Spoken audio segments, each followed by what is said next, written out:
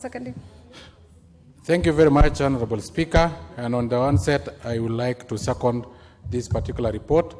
And Honorable Speaker also inform members that this is a house of facts. It's not a house of social media rumors. It is a house of fact. Honorable Speaker, unemployment in our country stand at an alarming rate, Honorable Speaker. According to ILO, Honorable Speaker, 18% of Kenyans are not employed. And comparing with other countries like Germany, US, and even Tanzania, unemployment rate is around 9.6%, Honorable Speaker. Honorable Speaker, and every year we inject more than 1 million youth into the labor market, Honorable Speaker, yet we don't have measures of observing them into the employment, Honorable Speaker. Honorable Speaker, why I support this report, which have come at the right time when our country is facing massive unemployment, Honorable Speaker, is because we know that human resource channel to proper use is more worth than underground resources, is more worth than gold mines in Libya, Honorable Speaker. Honorable Speaker, and just to give an example of one single human resource channel to proper use, how worthy it is, Honorable Speaker, Bill Gates by the year 2013 was earning 12,000 Kenya shillings per second. If that one was in this country, Honorable Speaker, he will be paying taxes amounting to 30%, translating to 4,000 Kenya shillings per second. Per minute, then you multiply by 60. Per hour, you multiply by another 60. Per day, you multiply by 24. And in a year, you multiply by 365. Those zeros are risky to imagine. It will have earned us a lot of foreign exchange, Honorable Speaker. And that is why the report, apart from finding the problems that are being faced by Kenyans, also found the benefit that we benefit as a country and as individual Kenyans, Honorable Speaker. The job shortage in some of these countries, Honorable Speaker, is too high. Like in Saudi Arabia alone, the job shortage is of 11 million people. Yet we only be able to export 55 million Kenyans to work there, Honorable Speaker. Honorable Speaker, and the minimum wage in Saudi Arabia translate to around to around 3,000 SAR. Those are their money. And in Kenya shillings, that is almost 90,000 Kenya shillings.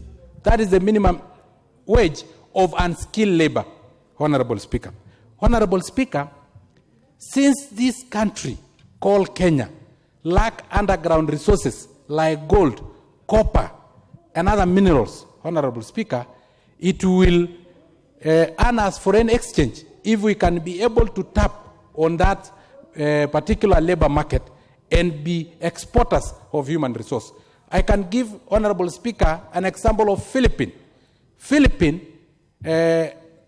export 1 million skilled labor to Saudi Arabia alone, Honorable Speaker. It earned its country billions of shillings in terms of foreign exchange, Honorable Speaker.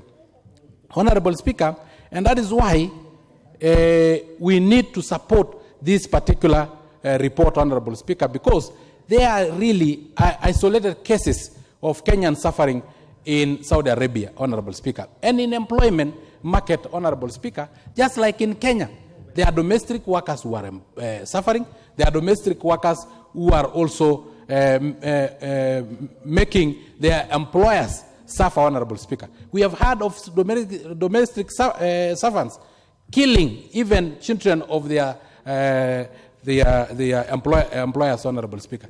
Honorable Speaker, so what we are saying is that, yes, there is isolated cases in Saudi Arabia of a few Kenyans suffering. But out of the 55,000 Kenyans, maybe there were social media report of 10 Kenyans suffering. That is a smaller number, a drop in the ocean, as compared to how much we are earning from such employment, Honorable Speaker. Honorable Speaker, if we are able to export 1 million human resource into Saudi Arabia, a minimum wage being 90,000 Kenya shillings, that will earn this country directly to employees 90 billion per year.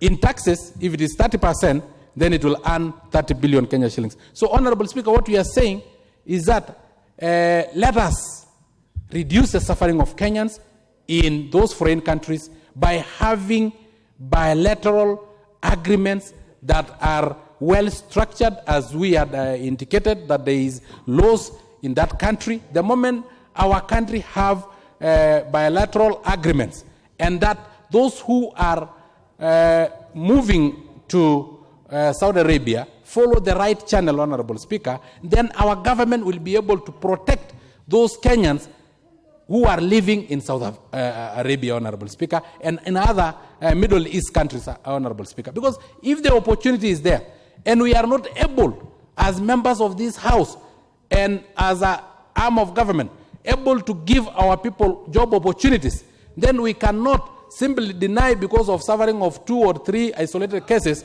Kenyans an opportunity to earn a living abroad. We cannot force our Kenyans to be supplicant, always seeking a favor, so that they can continuously elect you into this House, Honorable Speaker, in the pretense that you are protecting them. It is this House that makes laws. It is this House that is mandated to make laws to protect our Kenyans who are within our borders and outside our borders. But when we shout, no, no, no, they should not go there, then employ them here, because they will not need any employment outside this country, Honorable Speaker. We need to get employment for Kenyans, whether within or outside this country. The only thing that we have to do as a House, and as the House that is mandated to legislate and to protect Kenyans in terms of law, is what we are doing now. We are in a law-making process to make sure that those Kenyans who are in Saudi Arabia are safe and are treated like workers and not like animals, Honorable Speaker. But we cannot say that this report is sugar-coated while we want to make laws, and laws that will protect them outside this country, Honorable Speaker. Because, Honorable Speaker, what I get is that we need our Kenyans probably then to be poor, so that they can keep on electing us year in, year out, and asking for handouts.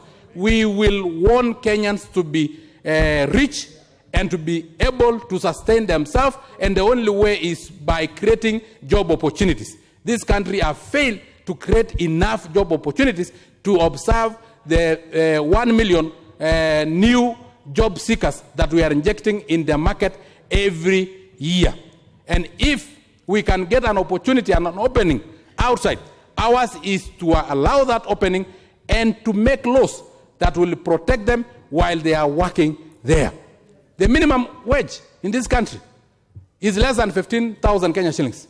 In Saudi Arabia, the minimum age is 90,000 Kenya shillings. Honorable Speaker, this is a great opportunity that as a country we have to move forward and exploit, so that we can be able to export more than 1 million youth to that market.